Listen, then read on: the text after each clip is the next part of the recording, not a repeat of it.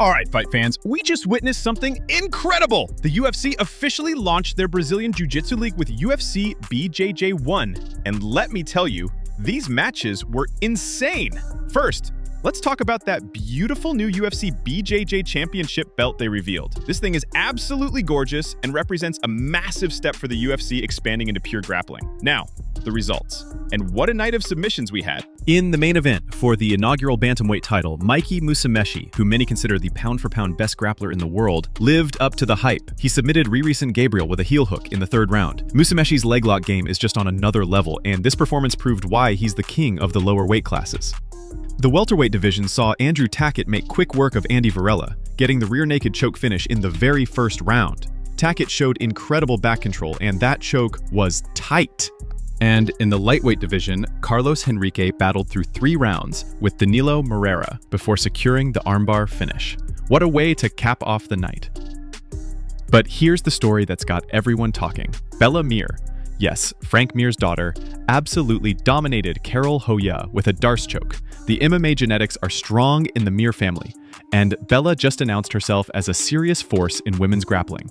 Frank must be so proud. This UFC BJJ League is going to be huge for the sport of jiu-jitsu. Now let's talk about this weekend's massive title fight. Ilia Topuria is moving up to lightweight to face Charles Oliveira for the vacant 155-pound title. And guys, Topuria is not lacking confidence. Listen to what El Matador told the media.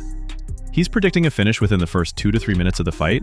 He said, and I quote, "I'm going to finish him in the first 2 or 3 minutes because I'm not going to need to close the distance with him. We're going to find each other since the first second, so when that happens, I'm too much for my opponents." That is some serious confidence right there. But check out this backstage footage from UFC 312.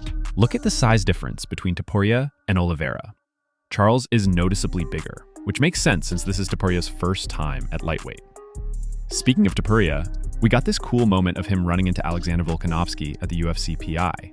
Super friendly interaction between two champions. You love to see that respect between fighters.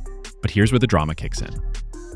Arman Tsarukyan is serving as the backup fighter, and there's already tension building. Topuria basically said Tsarukyan made a mistake accepting the backup role, saying he has no chances against him. Tsarukyan fired back on social media.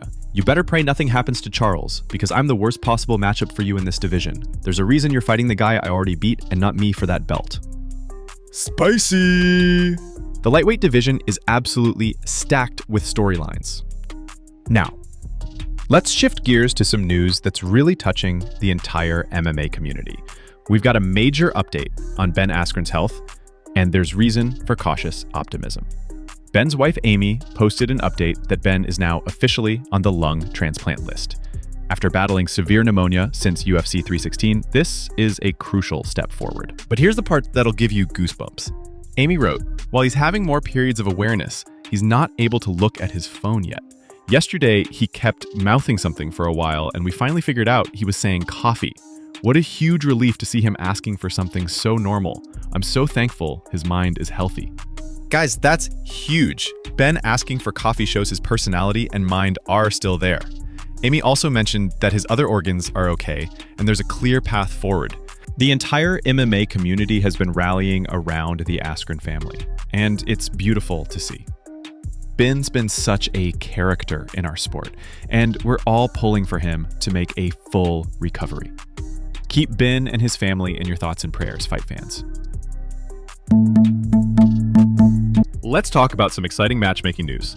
Diego Lopez versus John Silva has been announced as the main event for Noche UFC on September 13th in San Antonio. This is going to be fireworks. Lopez has 22 finishes and 26 wins, and Silva is on a 13-fight win streak with every single one ending in a finish. This fight is guaranteed violence. We need to address the John Jones situation because it just got wild. Jones went on a complete social media meltdown and actually admitted to being on the phone during that police body cam footage from his alleged hit and run. Jones tweeted, "Whoever was on the phone with me at first, his timestamp is different.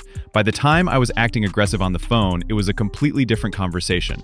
I was already in my paranoid and defensive state." Meanwhile, Tom Aspinall's father, Andy, is not happy with how the UFC handled announcing Tom as the new champion. He called it pathetic.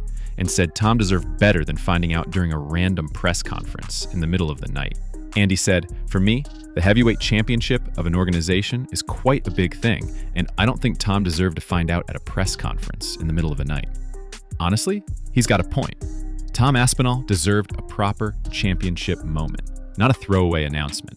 And it looks like Tom Aspinall's first heavyweight title defense is taking shape. Cyril Gane appears to be next in line, and honestly, that's a fantastic matchup. Gane posted on Instagram, "Everything is now set in motion," and he confirmed in interviews that his manager has been talking to the UFC about the Aspinall fight. All right, fight fans, let's wrap this up with some predictions for this weekend's UFC 317. For the main event, I think Topuria's confidence might be justified, but Charles Oliveira is dangerous. Oliveira's size advantage and experience at lightweight could be the difference. However, Topuria's power is legitimate. We saw what he did to Volkanovski and Max Holloway.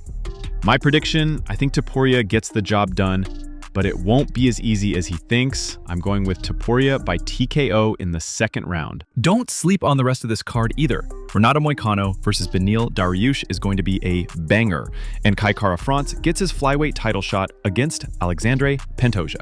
Before we go, let's send some positive energy to Ben Askren and his family. The MMA community is behind you, Ben. And congratulations to all our new UFC BJJ champions, Mikey Musumeci, Andrew Tackett, Carlos Henrique, and Bellamir. You're making history. What do you think about Topuria's bold predictions? Can he back up the talk against Oliveira? And what's your take on the John Jones situation? Let me know in the comments below. Don't forget to like this video if you enjoyed the breakdown, subscribe to Fight Night MMA, and hit that notification bell so you never miss our coverage.